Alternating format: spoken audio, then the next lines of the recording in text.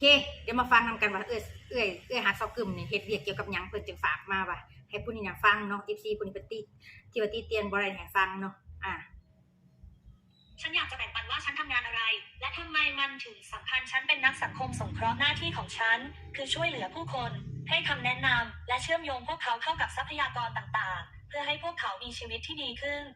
ฉันทำงานกับบุคคลและครอบครัวทุกวันช่วยให้พวกเขาเข้าใจสถานการณ์ของตัวเองตัดสินใจได้ดีขึ้นและวางแผนอนาคตข้อความนี้โดยเฉพาะสำหรับชาวลาวที่อาศัยอยู่ในประเทศลาวแม้ว่าคุณจะไม่ได้เรียนหนังสือ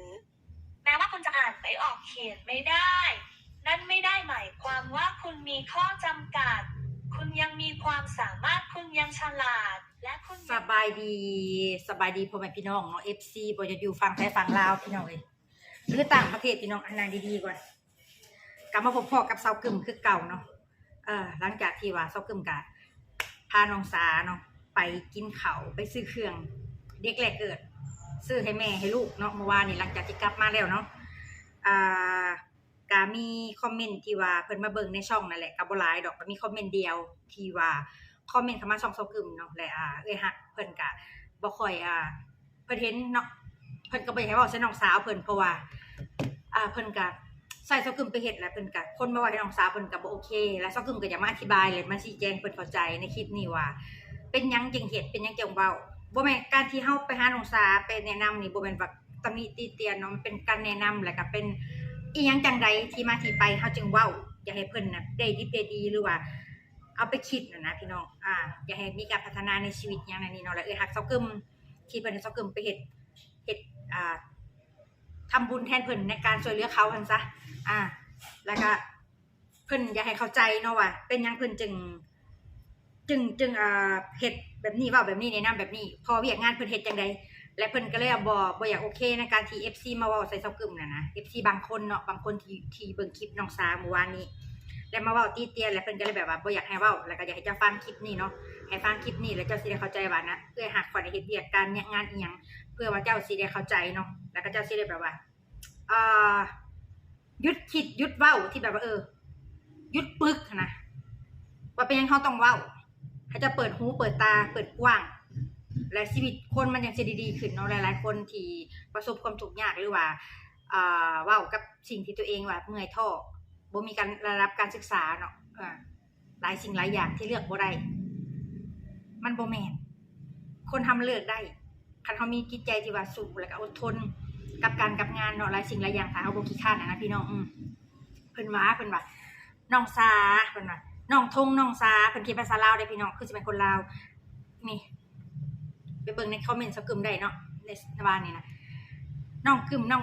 ออกไปเลยน้องทงน้องสาเขาก็มีความสุขของเขาถ้าเซากึมอยากแนะนำเขาก็แนะนำไปโลดบ่ให้ติเตียนเขาจะเป็นการดีคนเฮาถูกตำหนิจะบ่ดีใจเพิ่นว่าฟังคลิปนี่เด้อถ้าคนเฮาตำหนิแล้วบ่ดีใจเนาะมีคนเขาไปหาไปสงสารไปเฮ็ดไปช่วยเหลือนี่มันเป็นการดีเนาะแล้วเพิ่นตำหนิติเตียนก็ถือว่าเพิ่นก็ฮักแพงถ้าเพิ่นบ่ตำหนิติเตียนน่ะเพิ่นก็แปลว่าเพิ่นบ่ฮักเพิ่นบ่เข้าไปหาเลยเพิ่นบ่เข้าไปช่วยเหลือเลยนั่นแหละคือการที่จริงใจคือไอ้ฮักเซากึมนี่จริงใจสงสารจากหัวใจถึงสิบ่มีกระแสถึงสิบ่มีวิวเพิ่นก็ยังให้เอาไปเฮ็ดเพราะเพิ่นน่ะสงสารน้องสาเนาะสงสารเด็กที่จะเกิดมาเนาะแก้ไขปัญหาที่มันอยู่เฉพาะหน้าเฮาอาจสิช่วยได้บ่หลายแต่ว่าให้แน่เบิ่งว่าบ่มีวิวบ่มีกระแสบ่มีผลประโยชน์บ่มี YouTube คนใดเข้ามาให้เบิ่งซะมันแหละแต่เพราะฉะนั้นข้อยที่เข้าไปช่วยนี่ข้อยความจริงใจต้นสงสารแล้วก็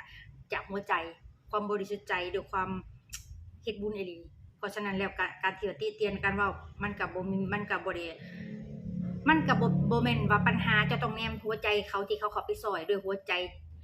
บ่แม่นผลประโยชน์เนาะแล้วก็จะฟังตื่มฮักข้อยฝากให้เปิดAI เราภาษาลาวก็บ่เก่งดอกแต่ว่าได้เบิดเข้าใจเบิดแต่ว่าเราก่อนเราสิว่าเราต้อง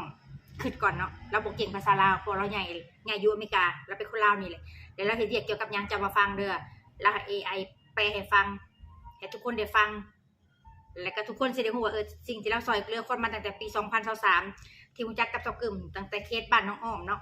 จนแล้วจนถึงปัจจุบันเราก็ยังช่วยอยู่นับมูลค่าเงินเนี่ยบ่ไหวนับบ่ถ้วนมันหลายเลยหลายหมื่นเหรียญเลยเซากึมก็เลยบ่นับมาเป็นเงินก็สิเป็นหลายแสนบาทเลยบ่นับเพราะว่า มันหลายแล้วก็เลยบ่ได้นับคันนับหั้นนะก็คือประเมินบ่ได้ประเมินทั้งคุณค่าทางจิตใจและก็ทั้งความจริงใจบ่ได้ก็เลยบ่ประเมินเนาะโอเคเดี๋ยวมาฟังนำกันว่าเอ้ยหาซอกกึมนี่เฮ็ดเวียกเกี่ยวกับหยังเพิ่นจึงฝากมาว่าให้ผู้นี้น่ะฟังเนาะ FC ผู้นี้เพิ่นที่ว่าติเตียนบ่ได้ให้ฟังเนาะฉันอยากจะแบ่งปันว่าฉันทำงานอะไรและทำไมมันถึงสำคัญฉันเป็นนักสังคมสงเคราะห์หน้าที่ของฉันคือช่วยเหลือผู้คนให้คำแนะนำและเชื่อมโยงพวกเขาเข้ากับทรัพยากรต่างๆเพื่อให้พวกเขามีชีวิตที่ดีขึ้นฉันทำงานกับบุคคลและครอบครัวทุกวันช่วยให้พวกเขาเข้าใจสถานการณ์ของตัวเองตัดสินใจได้ดีขึ้นและวางแผนอนาคตข้อความนี้โดยเฉพาะสำหรับชาวลาวที่อาศัยอยู่ในประเทศลาวแม้ว่าคุณจะไม่ได้เรียนหนังสือแม้ว่าคุณจะอ่านไม่ออกเขียนไม่ได้นั่นไม่ได้หมายความว่าคุณมีข้อจำกัดคุณยังมีความสามารถคุณยังฉลาดและคุณยังมีอนาคตถ้าคุณต้องการบางสิ่งในชีวิตคุณต้องกล้าที่จะลงมือทำต้องขยันและมีความตั้งใจอย่าให้การขาดการศึกษาเป็นอุปสรรคในการสร้างชีวิตที่ดีขึ้นในขณะเดียวกันฉันอยากพูดกับผู้ชายและผู้หญิงวัยรุ่นการแต่งงานเร็วและมีลูกตอนอายุ15 16 หรือ 17 ปีเป็นความรับผิดชอบที่ใหญ่มากนี่ไม่ใช่การตำหนิใครแต่เป็นการสร้างความตระหนักและการให้กำลังใจพ่อแม่ของเราหลายคนไม่ได้มีโอกาสเรียนหนังสือพวกเขารู้เพียงการทำงานหนักเพื่อความอยู่รอดแต่ตอนนี้โลกกำลังเปลี่ยนไปบางคนมีโอกาสที่พ่อแม่ไม่เคยมีและสำหรับคนที่ไม่มีโอกาสเรียนต่อเพราะต้องออกไปทำงานเพื่อช่วยครอบครัว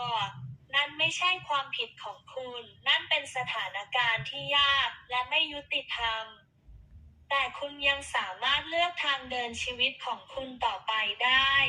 ลองถามตัวเองว่าคุณมีเป้าหมายไหม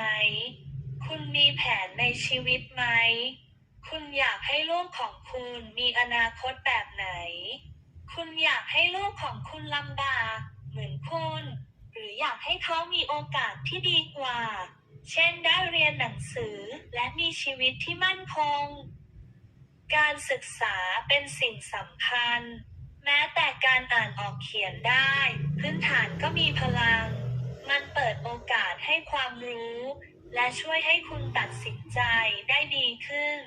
ฉันอยากจะบอกให้ชัดเจนว่าเราไม่ได้อยู่ที่นี่เพื่อตัดสินหรือวิจารณ์แต่เราอยู่ที่นี่เพื่อช่วยให้คำแนะนำและสร้างความตระหนักมีหลายวิธีในการพัฒนาชีวิตของคุณสามารถเรียนรู้ทักษะใหม่ๆคุณสามารถทำงานคุณสามารถปลูกผักทำสวนหรือสร้างสิ่งต่างๆด้วยตัวเองคุณสามารถแชร์ชีวิตของคุณออนไลน์ได้แต่คุณต้องมีความรับผิดชอบและคิดถึงอนาคตของคุณด้วยถ้าคุณบอกว่าคุณเหนื่อยใช่ทุกคนก็เหนื่อยคนทั่วโลกต่างก็ทำงานหนักทุกวันในบางประเทศมีความช่วยเหลือจากรัฐบาลเช่นที่อยู่อาศัยอาหารและเงินช่วยเหลือแต่ในลาวมีน้อยมากนั่นคือเหตุผลที่การวางแผนชีวิตเป็นสิ่งสำคัญมากก่อนที่จะมีลูกลองถามตัวเองว่าฉันดูแลตัวเองได้ไหมฉันพร้อมที่จะดูแลอีกหนึ่งชีวิตหรือยังฉันมีความสามารถในการเลี้ยงดูเขาหรือไม่การมีลูกไม่ใช่แค่ความรักแต่มันคือความรับผิดชอบการเสียสละและภาระระยะยาวส่วนหนึ่งของหน้าที่ฉันในฐานะนักสังคมสงเคราะห์คือการให้ความรู้เกี่ยวกับการวางแผนชีวิตความรับผิดชอบและการพึ่งพาตนเองรวมถึงการให้ความรู้เรื่องการคุมกำเนิดและการตัดสินใจอย่างมีข้อมูลถ้าคุณได้ยินข้อความแบบนี้อย่าโกรธลองฟังและคิดตามถ้ามีคนสละเวลามาแนะนำหรือให้คำปรึกษานั่นมาจากความหวังดีไม่ใช่ทุกคนจะเห็นด้วยบางคนจะสนับสนุนบางคนจะวิจารณ์นี่คือเรื่องปกติ โดยเฉพาะเมื่อคุณแชร์ชีวิตของคุณให้คนอื่นเห็นดังนั้นฟังเรียนรู้รับสิ่งที่เป็นประโยชน์ปล่อยวางสิ่งที่ไม่ใช่อย่าอ่อนไหวเกินไปแต่ก็อย่าหยุดพัฒนาตัวเองสุดท้ายนี้ฉันมองเห็นศักยภาพในตัวคุณมีความสามารถคุณเข้มแข็งคุณสามารถสร้างอนาคตที่ดีกว่าได้สำหรับตัวคุณเองและลูกของคุณแต่มันเริ่มต้นจากการตัดสินใจของคุณเองอันนี้แหละที่สลาฝากมาเนาะพี่น้องเพิ่นเฮ็ดเวียกเกี่ยวกับอันยังก็เฮ็ดเวียกเกี่ยวกับสงเคราะห์สังคมสงเคราะห์ช่วยเหลือคนให้คำปรึกษาดูแลผู้หญิงหลายสิ่งหลายอย่างเลยบัดทีนี้เพิ่นก็ฝากคือในคลิปสกุลเปิดให้ฟังนั่นแหละว่าการที่เฮาเข้าไปมันบ่แม่นการติมันเป็นการบอกสอนแล้วก็ถ้าเจ้าบ่โอเคเนาะหรือว่าเฒ่าทงหรือนางสาเบิ่งคลิปสกุลตอนนี้บ่โอเคเครียดหรือว่าบ่พอใจก็บ่เป็นหยังเนาะแต่เฮาหวังดีเฮาอยากให้มีชีวิตที่ดีขึ้นเฮาบ่อยากให้ประวัติศาสตร์ซ้ำรอยโดยที่ว่าคือจังเฒ่าทงคนที่จะมาเลี้ยงลูกอนาคตสิมีบ่เนาะประวัติศาสตร์สิซ้ำรอยบ่มีระดับบ่มีบ่ได้เรียนหั้นนะพี่น้องมันก็สิเป็นแบบเก่าอีกเลยเขาก็เป็นห่วงหั้นนะในการที่ว่าเห็นชีวิตน้องสาคนที่15 16ปีสิมาสร้างครอบครัวมารับผิดชอบนั้นบ่แม่นของง่ายเนาะการมีลูกการที่เฮาจะมามีลูกหรือว่าการที่เฮาจะสร้างครอบครัวในอายุซำนี้มันบ่แม่นหั้นนะแล้วเขาก็มองเห็นอนาคตแล้วเขาก็หวังดีเนาะสิ่งที่เฮ็ดไปเว้าไปทั้งหมดเจ้าไปคิดเอาประมวลเอาแล้วก็พวก FC ผู้ที่มันมาคอมเมนต์เพิ่นที่มาคอมเมนต์ว่าเฮาติเตียนตำหนินั่นนะซึ่งเฮาบ่ได้ตำหนิสิ่งที่เฮาเฮ็ดทั้งหมดก็คือทุกอย่างเหตุผลก็เปิดให้ฟังหมดแล้วเอ้ยฮักข่อยเฮ็ดเพิ่นมีระดับมีการศึกษาเพิ่นบอกสอนเพิ่นเป็นห่วงเนาะเพิ่นเห็นคนที่บ่มีการศึกษาแล้วก็มาเอาลูกเอาเต้าเด็กน้อยนี่บ่มีการวางแผนอนาคตเพิ่นก็เป็นห่วงแล้วก็สงสารด้วยความจริงใจเนาะแล้วก็ถ้าเกิดว่าทุกคนถ้าจะเบิ่งแล้วผู้ใหญ่ที่เพิ่นเบิ่งเพิ่นเข้าใจเพิ่นก็เข้าใจเนาะแต่ผู้เพิ่นบ่เข้าใจเพิ่นเว้าไปคือจังคอมเมนต์นั่นแหละมันก็บ่โอเคนะพี่น้องบ่มีโมเลกุล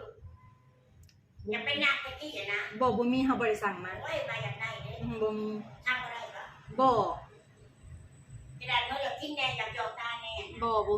มีก็คือแบบเพิ่นเว้าไปก็คือเพิ่นบ่ได้ตำหนิติเตียนแต่เพิ่นบอกเนาะแนะนำสิ่งที่ดีให้แต่คันเจ้าบ่รับเอาก็ขึ้นอยู่กับตัวเจ้าเนาะ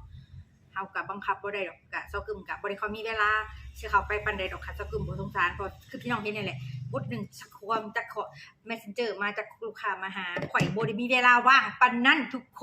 นนะคะเขาบ่สนถ้าเขาบ่อีต้นเขานะพี่น้องเขาก็เฮ็ดด้วยความสงสารเนาะพี่น้องเนาะเฮ็ดเอาบุญนั่นแหละแต่ว่าก็มีบางกลุ่มบางคนเท่านั้นแหละที่บ่เข้าใจก็ฝากไว้สำนั้นเด้อพี่น้องเด้อถ้าเซากึมว่าผิดพลาดประการใดขอโทษขออภัยเนาะอันนี้ก็อย่าให้เข้าใจสิ่งที่เอ้ยฮักเซากึมเฮ็ดระวังดีเนาะต่อคนที่เพิ่นเข้าไปช่วยเหลือแหละเพิ่นก็บ่ได้มีเจตนาว่าอิหยังเนาะพี่น้องเนาะประมาณนี้เด้อทุกคนเด้อคลิปนี้ทุกคนเซากึมก็สิได้ขอลาทุกคนไปก่อนเดี๋ยวก็สิไปเวียกต่อเลยฝากกดติดตามกดไลค์กดแชร์เป็นกำลังใจให้แน่พบกันคลิปหน้าเด้อสบายดี